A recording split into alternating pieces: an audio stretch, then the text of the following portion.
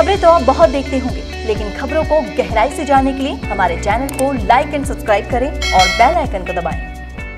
वैसे तो राजस्थान के मुख्यमंत्री अशोक गहलोत को जमीन से जुड़ा हुआ नेता कहा जाता है, लेकिन अब उन्हें गरीबों का मसीहा भी कहा जाने लगा है। लगातार अशोक गहलोत एक के बाद एक ऐसे फैसले ले रहे हैं जिसका फायदा गरीब और बेरोजगारों को मिल रहा है।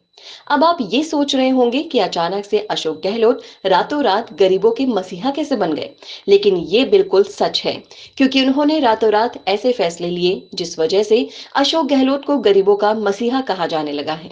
दरअसल अशोक गहलोत ने गरीब मजदूरों को बड़ा तोहफा दिया है।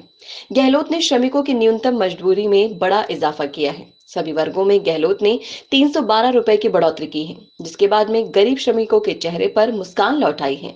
लंबे समय से श्रमिकों की मांग चल रही थी कि उनकी न्यूनतम मजदूरी बढ़ाई जाए। क्या बेरोजगारी आपकी सबसे बड़ी परेशानी है?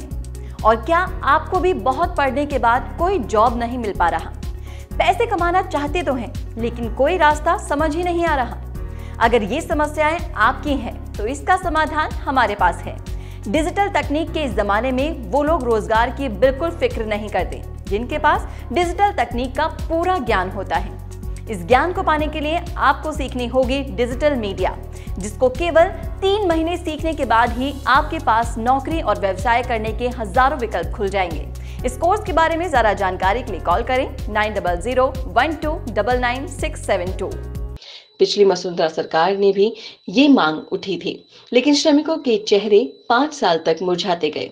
लेकिन गहलोत सरकार आते ही सालों से चली आ रही मांग चंद दिनों में ही पूरी हो गई। अशोक गहलोत का ये फैसला लोकसभा चुनाव से भी जोड़कर देखा जा रहा है। राजस्थान में लाखों श्रमिक वोट बैंक पर निशाना साधने की कोशिश अशोक गहलोत ने की है। इससे पहले बेरोजगारी भत्ता लागू करने के बाद गहलोत ने उनका भी दिल जीत लिया था। अब इसी वजह से राजस्थान में गहलोत की दीवानगी बढ़ती जा रही है।